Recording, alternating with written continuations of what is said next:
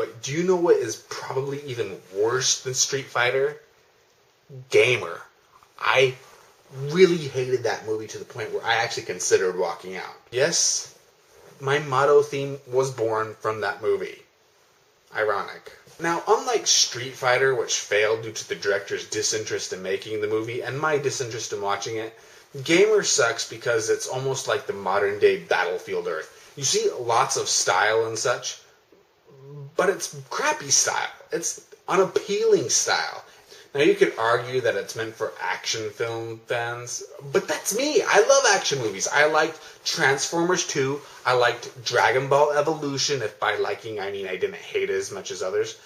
But I also like Death Race. Now, why do I mention Death Race? Because this movie completely rips that one off in terms of story, its commentary, and its tone. That whole washed out, depressed look that action films seem to embrace these days, even though none of them have yet to be a box office success.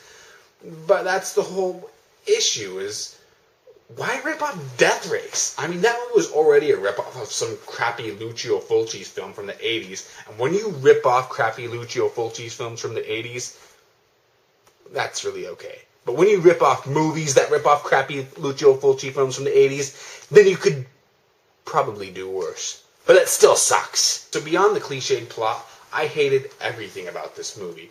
I hated every single camera trick, every single angle. It just all made me nauseous. I wanted to throw up on this movie. Every single scene is so amazingly visually unappealing. Even the nudity is ugly here, and I don't think you could do that except unless you're doing some of those crappy Mondo Cane or cannibal films from the 70s and 80s. But come on, and then who thought that these close-ups on some fat guy's flabs would be anything other than disgusting? I mean, I'm not just saying this like you see some fat guy. I mean, you see this guy like eating some chocolate donut or something, and the chocolate drips and gets all over his stomach and chest, and it, like the camera watches it with almost a fetish type angle. It's like, I just forgot about it too, and then just talking about it brought back those terrible memories. So, what about Gerard Butler? I mean, he's a pretty cool guy. Well, he usually works for me, but not here. He just tries too hard to be Jason Statham and comes across as really boring. And, the movie finally implodes on itself when the villain has actually captured the hero, and instead of killing him, he reveals all of his plans. Now, that's bad enough, but he actually reveals all of his plans to take over the world. Of course! Of course! Who thought that was a good idea? Who thought that was good writing? How do these people get their scripts made? And somebody needs to seriously tell me their secret. Either my scripts really suck, or I am just the most unlucky bastard in this world. Okay, so what is worse, Gamer or Street Fighter or Pink Panther? Well, I'm going to have to say that I hate Gamer the most of them, but I'm going to have to give it to Street Fighter for its big budget. I mean, Pink Panther, as bad as it was just as... It wasn't any worse than the first one, but Street Fighter had no excuse. It had a big budget, and it just all went somewhere that obviously wasn't on screen. Gamer at least tried, Street Fighter didn't. So I gotta say, Street Fighter: The Legend of Chun-Li, you win the award of Worst Movie of the Year. Now, Worst Movie of the Decade?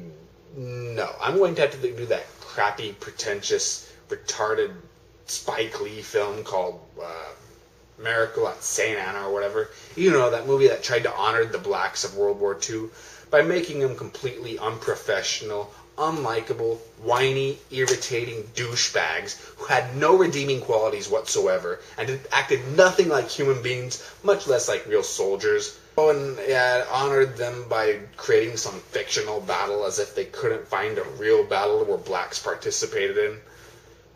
What was Spike Lee thinking? He got on Clint Eastwood's case. Clint Eastwood did more justice to the blacks with his Flags of Our Fathers, and they're like two black people, and they're extras. They don't do anything. I could not believe how crappy that movie was. You know, it just occurred to me that John Leguizamo was in both Gamer and in Miracle at St. Anna. Clearly his career is not going places. My motto is, if you're going to have cinematic diarrhea, then at least have the decency to... Not enough. My motto is if you're going to have cinematic diarrhea, then at least have the decency to wipe. All of you. Especially you, Street Fighter, and you too, Miracle at St. Anna. Yep, pass it on to all of you. Well, until next time, see ya.